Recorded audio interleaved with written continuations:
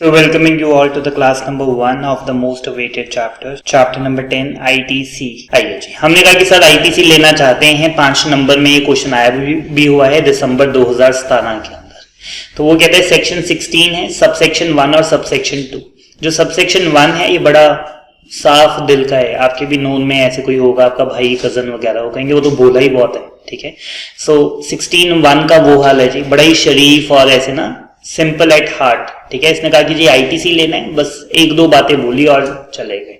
उसके बाद आया उसका बड़ा भाई 16(2), ठीक है। और वो कहता है कि जी notwithstanding anything contained in the 16(1), ठीक है। उसने तो जो बोला सो बोला, मैं बता रहा हूं और मेरी शर्तें पूरी होंगी तभी ITC मिलेगा। और 16(2) ने आगे चीजें सारी कॉम्प्लिकेटेड कर दी, ठीक है।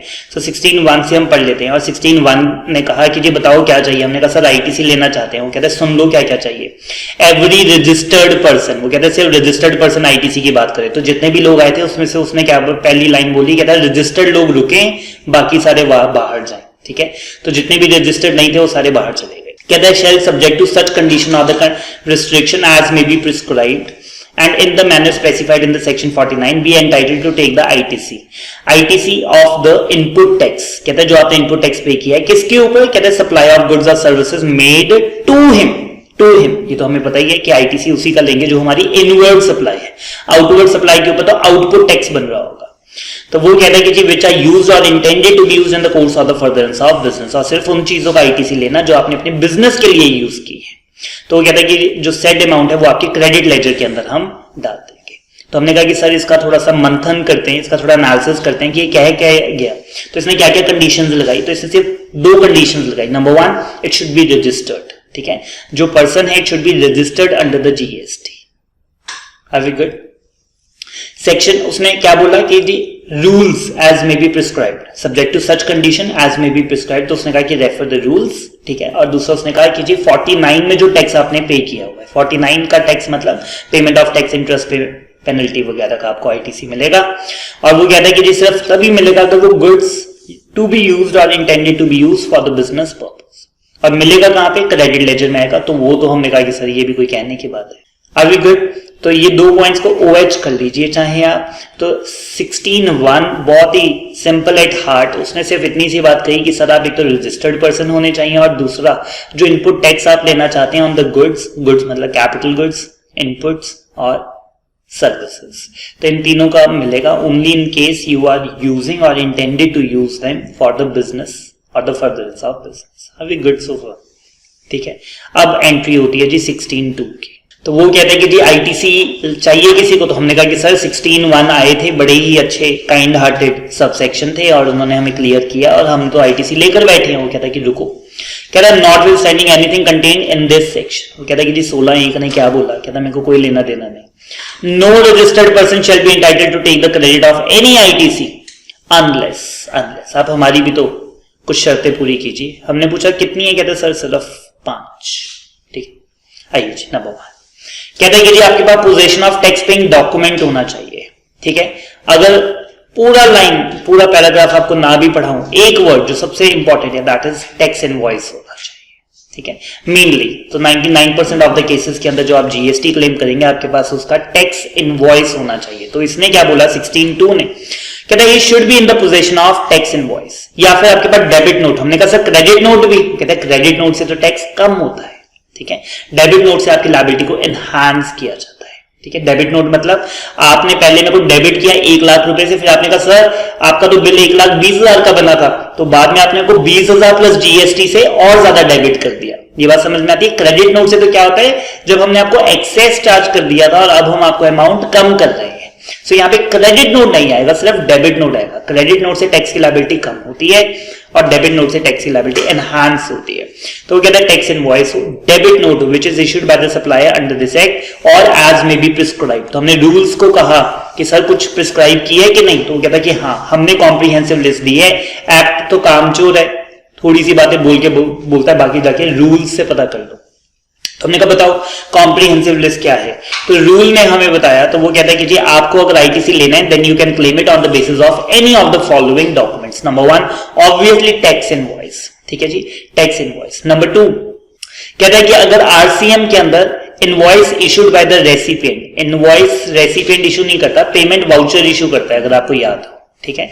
इनवॉइस के चैप्टर में हमने किया भी था, तो वो कहता है कि जो इनवॉइस इशूड बाय रेसिपिएंट है, सो वो कहता है along with the proof of payment in case of reverse charge, अगर आपने रिवर्स चार्ज के अंदर है, सो इन दैट केस आपके पास पेमेंट वाउचर होगा। तीसरा वो कहता है कि डेबिट नोट इशू किया होगा सप्लायर ने in accordance with the provision of section 34। फिर वो कहता है कि आपके पास बिल ऑफ एंट्री होगा, ठीक है। आपके मन में अगर आया bill of supply, then you are mistaken, because bill of supply is in case of exempt supply, उसके ऊपर तो जीएसटी होगा ही नहीं, ठीक है।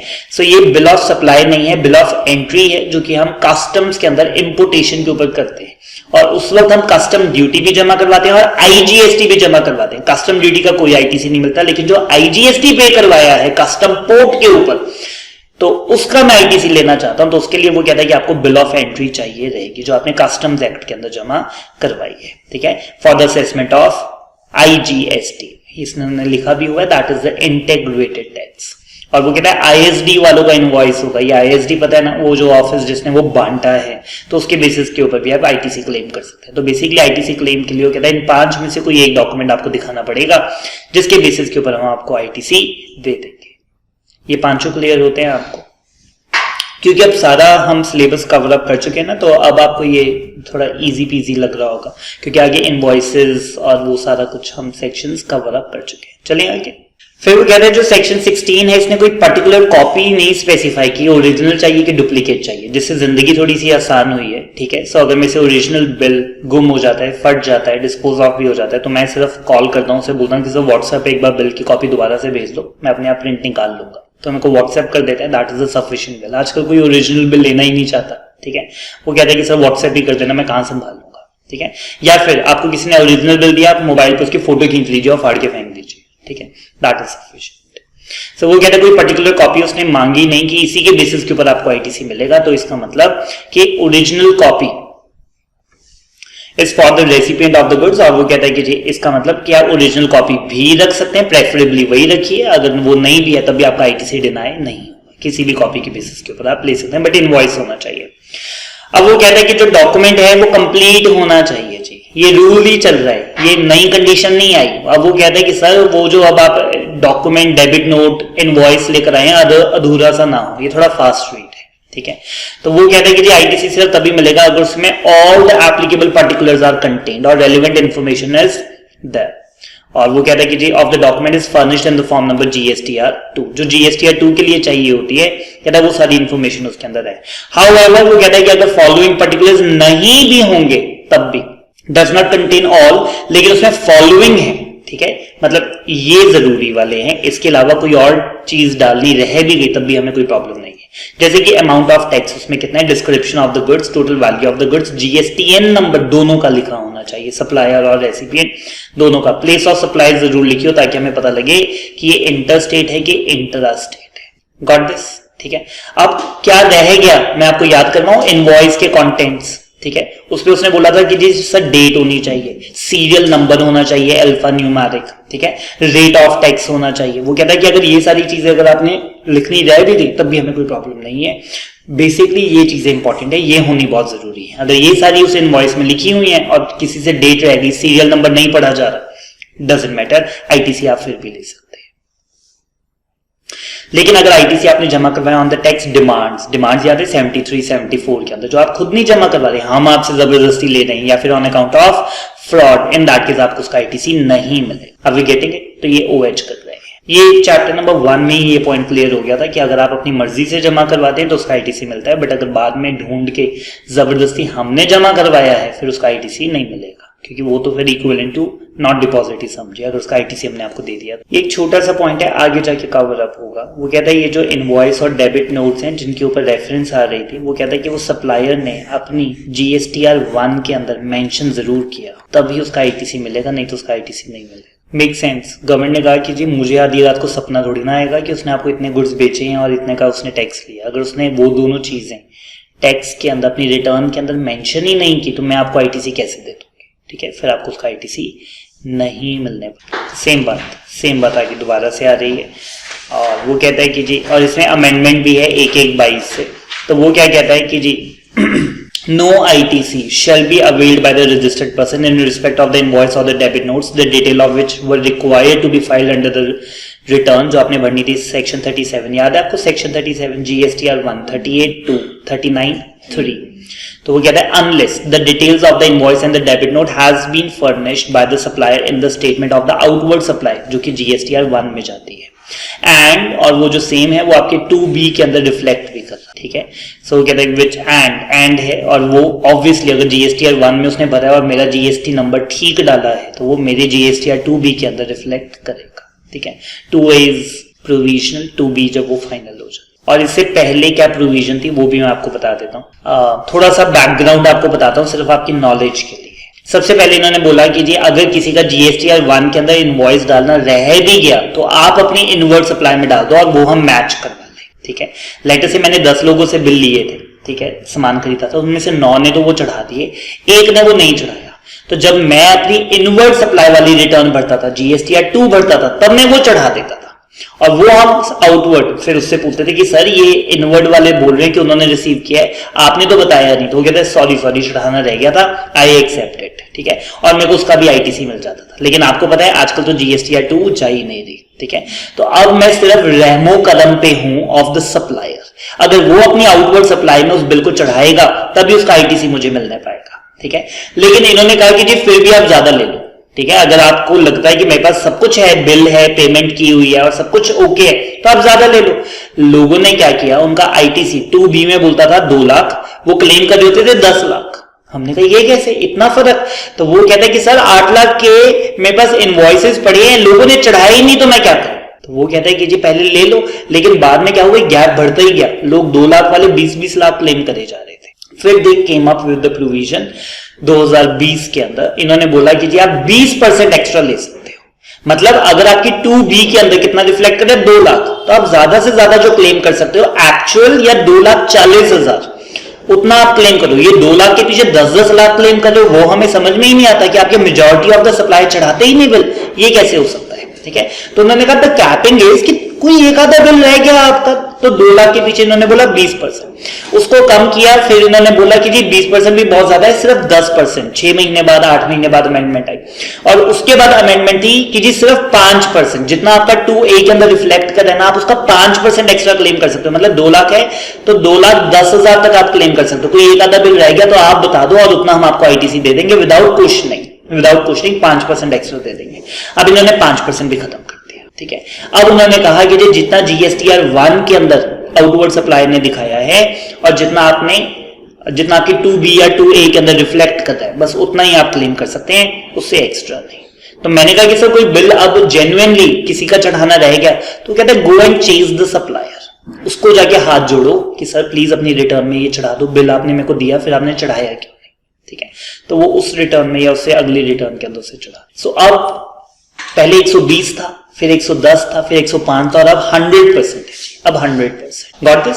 सो ये जो प्रायर था वो अब मैं आपको नहीं पढ़ाऊंगा। तो वो कहता है जितना आपका ITC अवेलेबल है उसका आप 5% एक्स्ट्रा क्लेम कर सकते थे, अब वो आप क्लेम नहीं कर सकते। और वो कहता है कि GSTR 1 अब कोई क्वार्टरली भरता है या फिर मंथली भरता है, तो वो आपको पता ही है, ये मैं आपको पढ़ा चुका हूँ, याद है आपको। IFF की फैसिलिटी फर्स्ट 2 मंथ्स में रहती है। अगर कोई बंदा बहुत ही ज्यादा जिद करके कह रहा है कि सर मेरे को तो मिला ही नहीं, मैं तो आपके से आगे से काम ही नहीं करना बिकॉज आप तो क्वार्टरली रिटर्न भरते हो, मेरा ITC मेरे को मिल ही नहीं रहा, तो मैं कहा सर इतना गुस्सा मत करो, IFF इनवॉइस फर्निशिंग फैसिलिटी मैं अवेल कर लूंगा फर्स्ट 2 मंथ्स के अंदर, सारी इनवॉइस नहीं चढ़ाऊंगा, बट जो मेरे ITC अवेल करना चाहते हैं जो बहुत ही जिद करके हैं, तो उनके मैं नाम पता एड्रेस और उनके बिल चढ़ा दूंगा, वो मेरे को दोबारा से चढ़ाने भी नहीं पड़ेंगे। तो इसमें एग्जांपल भी थी कि 10 में से अगर 2 पहले चढ़ा दिए तो बाद में आपको सिर्फ 8 ही बताने, 2 आप पहले भी रिपोर्ट कर चुके हो। अभी गुड।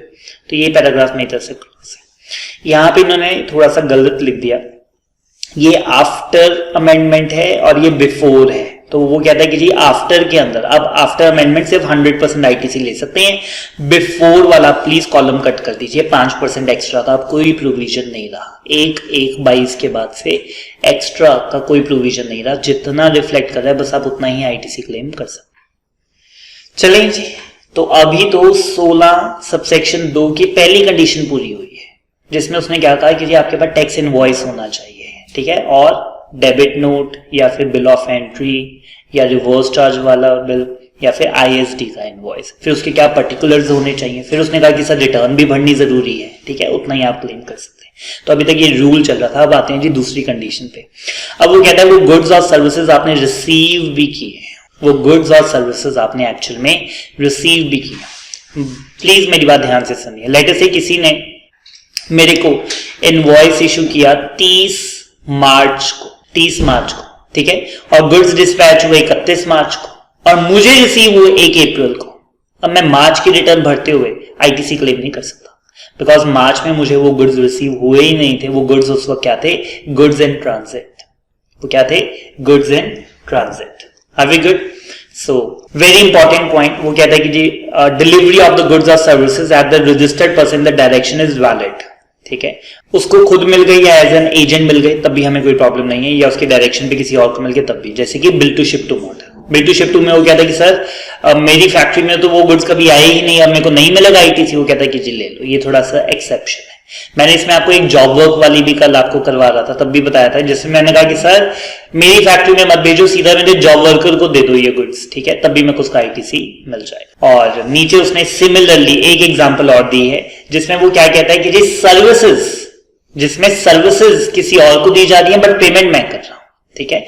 जैसे उसने एग्जांपल यहां पर दी है, आगे उसने सर्विसेज की, गुड्स की तो क्लियर है, ये आपने सेल्फ पढ़नी है। सर्विसेज की मैं आपको पढ़ा देता हूं, जिसमें बिल HO कहता है कि सर मेरे नाम का बिल काटना है, लेकिन सर्विसेज मेरी ब्रांच को दे दो, ठीक है। सो इन दैट केस हमने कहा कि सर HO को क्या ITC मिल जाएगा? तो उन्होंने कहा कि जी ITC मिल जाएगा, जबकि HO को सर्विसेज रिसीव ही नहीं हुई, उसके बिहाफ पे किसी और को अगर हुई है तब भी हमने कहा कि सर मिल जाएगा। जैसे कि वो कहता है रजिस्टर्ड हेड ऑफिस जयपुर में है, उन्होंने कॉन्ट्रैक्ट किया SS प्राइवेट लिमिटेड के साथ for the maintenance of the computer system at the Bengaluru में, जो उनकी ब्रांच है। लेकिन हमने कहा कि जो इनवॉइस है वो आप हमें ही डिडक्ट करना, सो दैट के जयपुर के अंदर ही किया। तो वो कहता है एक्चुअल सर्विसेज किसको मिली? ब्रांच ऑफिस को, लेकिन जो हेड ऑफिस है क्या उसका ITC मिल सकता है? तो हमने कहा ये एक एक्सेप्शन केस है, इसमें मिल जाएगा। But the general rule was कि वो गुड्स और सर्विसेज आपको रिसीव हो जाने चाहिए। बट अगर आप कहते हो सर मेरे को रिसीव नहीं हुए, मेरे भी आप पे किसी और को रिसीव हुए और मुझे कभी रिसीव होंगे भी नहीं, इन दैट केस हमने कहा ले लो ITC। आइए जी थर्ड अमंग ऑल दीज मेरे को सबसे ज्यादा जो प्रॉब्लमेटिक कंडीशन लगती है जी, वो ये थर्ड कंडीशन लगती है, सबसे बेकार कंडीशन। और वो कहता है कि जी आपका जो टैक्स है वो गवर्नमेंट को जमा हो जाना चाहिए, ठीक है। तो मैंने कहा कि सर अगर मैंने अपने सप्लायर को 1,18,000 रुपए दे दिए, उसने आगे गवर्नमेंट को 18,000 जमा नहीं करवाए, तो आप मेरा ITC क्यों कैंसिल करते हो? मेरी क्या गलती, मैंने क्या कर दिया, ठीक है। अगर वो कल भाग जाता है वो पैसे लेकर, ठीक है, और पूरा महीना वो सेल करता रहा और लास्ट में GST की अमाउंट लेकर और लोगों के पैसे लेके फरार हो गया, तो उसमें मेरी क्या गलती? क्योंकि टैक्स जमा मैंने तो करवाना नहीं था, वो तो सप्लायर ने जमा करना था। आप में से ये पूछो कि आपने सप्लायर को पैसे दे दिए, तो ठीक है। Subject to the provision of the section 41, the tax charge in respect of such supplier has actually been paid to the government. Either in cash, अब उसने पे कैसे किया वो मेरे को नहीं पता, कैश या क्रेडिट, मेरे को उससे कोई लेना देना नहीं, जैसे मर्जी पे करे। गवर्नमेंट कहते हैं कि हम दोनों मेथड से एक्सेप्ट कर लेते हैं। तो वो कहता है कि जी प्रेजेंटली सप्लायर्स को GSTR 1 भरनी रहती है, जो कि 2 और 2B के अंदर ऑटो ड्राफ्ट हो जाती है। क्रॉस कर रहे हैं ये वाला पैराग्राफ, ठीक है। Next is the furnishing of the return. तो वो कहता है कि जी आपने अपनी रिटर्न जरूर भरी हो 39 के अंदर। प्रेजेंटली आजकल 39 में जो 3 रिटर्न है GSTR 3 वो नहीं जा रही, उसकी जगह क्या जाती है? Summary return, that is the 3B। तो वो कहता है 3B आपने जरूर भरी हो तभी आप ITC अवेल कर सकते हैं, ठीक है। ये जो 3B है ये बाय रेसिपिएंट की बात हो रही है, ठीक है। और पहले आपने कहा कि सर GSTR 1 वो सप्लायर की बात हो रही थी कि वो सप्लायर जरूर भरे, ठीक है, तभी तो मेरा 2A के अंदर आएगा और मैं 3B के अंदर उतना ITC क्लेम करूंगा। मैं कई बार बोल रहा हूँ GSTR 1 में ITC की कोई बात नहीं होती, उसमें GSTR 1 में बात होती है सिर्फ और सिर्फ आउटवर्ड टैक्स की, आउटपुट टैक्स की, आउटवर्ड टैक्स लायबिलिटी की, ठीक है। और वो कहता है कि सर अगर गुड्स इंस्टॉलमेंट्स या लॉट्स में आ रहे हो, तो आपने बोला था कि ऊपर गुड्स रिसीव होने चाहिए, तो वो कहता है कि जी आखिरी इंस्टॉलमेंट या आखिरी लॉट के ऊपर ही आपको ITC मिलेगा। तो अगर गुड्स आपको 5 टुकड़ों में आ रहे हैं तो 4 टुकड़े भी अगर आ गए तो ITC नहीं मिलेगा। जब पूरा लास्ट इंस्टॉलमेंट या लास्ट लॉट आएगा तो वो कहता है ITC to be taken on the last lot और द इंस्टॉलमेंट। OH कर रहे हैं, बाकी क्रॉस कर दीजिए। Point number 3 is very good. 16(3) भी आया जी, अब सारे ही आएंगे। तो इन्होंने कहा कि जी आपने ITC क्लेम तभी मिलेगा अगर आप डेप्रिसिएशन क्लेम ना करें ऑन द ITC कॉम्पोनेंट। सुन लीजिए, अगर मशीनरी मैंने 1,18,000 की पे की, ठीक है, जिसमें से 18,000 टैक्स का कंपोनेंट है, तो जनरली जो 18,000 है वो आईटीसी में जाने चाहिए, 1 लाख की मशीनरी कैपिटल अकाउंट में जानी चाहिए और 1 लाख पे डेप्रिसिएशन क्लेम करें, ठीक है। बट अगर हमें पता लगा कि इनकम टैक्स में या कंपनीज एक्ट में आप डेप्रिसिएशन 1,18,000 पे क्लेम कर रहे हो, फिर आपको आईटीसी नहीं मिलेगा, ठीक है। आप दोनों जमा थोड़ी ना बेनिफिट ले लोगे कि इनकम टैक्स में भी एक्सेस डेप्रिसिएशन लेके और जीएसटी में आईटीसी भी लेके, दोनों चीजें नहीं। सो ये सिर्फ कैपिटल गुड्स के लिए पॉइंट है जी, पॉइंट नंबर 3, क्योंकि डेप्रिसिएशन हम किस पे क्लेम करते हैं, कैपिटल गुड्स के ऊपर, इनपुट्स के ऊपर किस बात की डेप्रिसिएशन। तो कहता है कि अगर मेरे को पता लगा कि जीएसटी के कंपोनेंट के ऊपर अगर आपने डेप्रिसिएशन क्लेम किया तो आपको उसका आईटीसी नहीं मिलने पाएगा। उसने यहाँ पे ये बात लिखी भी है, कहता है डबल बेनिफिट नहीं हम आपको दे सकते कि आप इनकम टैक्स में भी बेनिफिट ले लो और जीएसटी में भी। बर्डन ऑफ प्रूफ, गवर्नमेंट को हमने कहा, देखिए गवर्नमेंट कहां काबू आती है, गवर्नमेंट को हमने कहा कि सर हमने तो आईटीसी ले लिया, आप प्रूव करो, नहीं बनता। गवर्नमेंट कहती है कि ऐसी की तैसी है आपकी, आप प्रूव करो कि आपका बनता है, ठीक है। Burden of proof is upon you not upon us, ठीक है। ये तो गवर्नमेंट हमेशा ही हमारे ऊपर डाल के चलती। बहुत सारी इलस्ट्रेशंस है, थोड़ा सा फास्ट रीड करेंगे जी, ठीक है। सारी illustrations I will not be able to cover. कहता है गुड्स परचेज विदाउट इनवॉइस, मिलेगा आईटीसी विदाउट इनवॉइस? नहीं मिलेगा जी, 16(2) ने मना कर रखा है, टैक्स पेइंग डॉक्यूमेंट होना चाहिए, ठीक है। फिर वो क्या कहता है, goods purchase from the PQR, full payment भी कर दी है लेकिन उन्होंने आगे जमा नहीं करवाया, तो मेरा आईटीसी मर गया फिर अगर उन्होंने जमा नहीं करवाया तो, क्योंकि 16(3) ने ये बात, 16(2) के कंडीशन नंबर 3 ने ये बात। फिर वो कहता है purchase of the goods not to be use for the business purpose, ये तो 16(1) ने मना कर दिया था कि should be use for the business. फिर वो क्या कहता है कि जी सितंबर के अंदर goods receive, sorry invoice receive हुआ लेकिन गुड्स रिसीव हुए अक्टूबर में, फिर आप अक्टूबर में क्लेम करना है, इन द मंथ ऑफ सितंबर, इसमें आप क्लेम नहीं कर पाएंगे। और वो कहता है वैलिड इनवॉइस है, टैक्स भी जमा हो गया और प्रॉपर इनवॉइस सब कुछ है, ठीक। सॉरी पेमेंट वो कहता है अक्टूबर में हुई है, पेमेंट का कोई लेना देना नहीं है कि आपने पेमेंट अक्टूबर में की है, ठीक है। जैसे कि इस महीने गुड्स आए, उधार पे आए, गुड्स रिसीव भी हो गए, बट उनको पेमेंट मैंने हफ्ते के बाद की है, पेमेंट का कोई लेना देना नहीं, आप पेमेंट चाहे ना भी करो तब भी आपको आईटीसी मिलेगा। Got this? तो ये 36,000 का ही आप सिर्फ ले पाएंगे, सारे केसेस कवर अप होते हैं।